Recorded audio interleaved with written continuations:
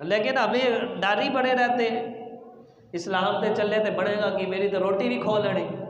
وہ ہمارے امیر المجاہدین استاد گرامی رحمۃ اللہ علیہ، آپ وہ اشعار پڑھتے تو اس کا خلاصہ یہ ہے، کہتے ہیں ہم نے غربت کے ڈر سے حق کہنا چھوڑ دیا، لیکن کہتے ہیں حقیقت یہ ہے کہ ہم روٹی کی وجہ سے حق نہیں کہتے، اور وہ پروردگار اس دیش میں کتوں کو بھی روٹی دیتا۔ ہم کیا کہتے ہیں، حق بات کہہ دی تھی تو روٹی کتوں لبڑی، ہمارا تو رزق بند ہو جائے گا، حالانکہ رزق کا اس نے وعدہ کیا ہے جو ماں کے پیٹ میں ہی فرشتہ لکھ جاتا۔ کوئی سچ بولے گا تو روٹی رک جائے گی، کوئی جھوٹ بولے گا تو روٹی بڑھنی نہیں ہے۔ وہ پروردگار ہے پتہ کیسا، یہ دیکھیں وہ کوے کو بھی رزق دیتا ہے کہ نہیں؟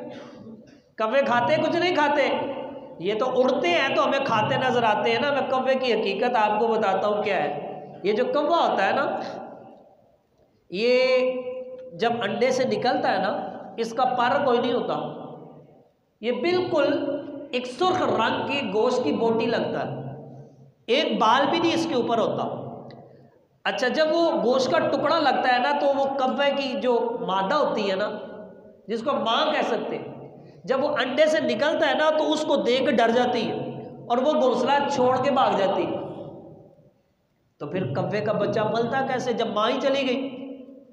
اب جب وہ چلی جاتی ہے گوشت کا لوتھڑا دیکھ کر ڈر کے خوف سے، تو پھر ہوتا کیا ہے کہ وہ چونکہ گوشت کا ٹکڑا لگتا ہے نا، اس کو کھانے کے لیے مچھر آ جاتے ہیں اور وہ اس کے اوپر جمع ہو جاتے ہیں، وہ مردہ گوشت کا ٹکڑا سمجھتے ہیں۔ جب وہ وہاں جمع ہو جاتے ہیں، کوئی اس کی چونچ پہ آ رہا ہے، کوئی اس کے ادھر آ رہا ہے، تو وہ چونچ سے مچھر کھاتا رہتا ہے، اور وہ مچھر کھا کھا کے نا اس کے پر نکلنا شروع ہو جاتے ہیں۔ اور اللہ تعالیٰ جس کا کوئی پرسان حال نہیں، کہ جس کے گھونسلے میں جھانکنے والا بھی نہیں، اللہ تعالیٰ جس کی زندگی لکھی ہے اس کا رزق کا بندوبست وہی کرتا۔ تو وہاں جب اس کے پر نکل آتے ہیں تو پھر اس کی مادہ ماں واپس آتی ہے اور اپنے بچے کو زندہ پاتی ہے۔ اس لیے عرب کے اندر یہ محاورہ وہ بولا جاتا ہے، یا رزاق النعامی فی غشمی، فرمایا اے وہ ذات جو گھونسلے میں کوے کو بھی رزق دیتی ہے، یا اللہ میرے حال پر بھی رحم فرما۔ ہم رزق کی وجہ سے ہم حق بات کہنا چھوڑ دیتے ہیں، وہ تو کوے کو رزق دیتا۔ یہ ہے اسلام، کہ جب اسلام پر چڑھیں گے تو پھر نہ روٹی کی فکر رہے گی، نہ اپنی جان کا خوف رہے گا، نہ کسی مال کا، کیونکہ یہ پھر اللہ تعالیٰ کی حفاظت میں آ جاتے ہیں۔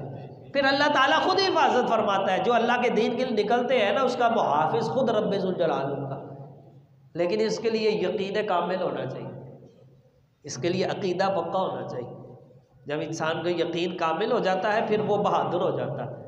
جب ہمارا یہ عقیدہ ہوگا نا کہ خدا کے حکم کے بغیر کچھ بھی نہیں ہو سکتا، پھر بندہ نڈر ہو جاتا ہے، بہادر ہو جاتا ہے، پھر انسان کو موت سے خوف نہیں آتا۔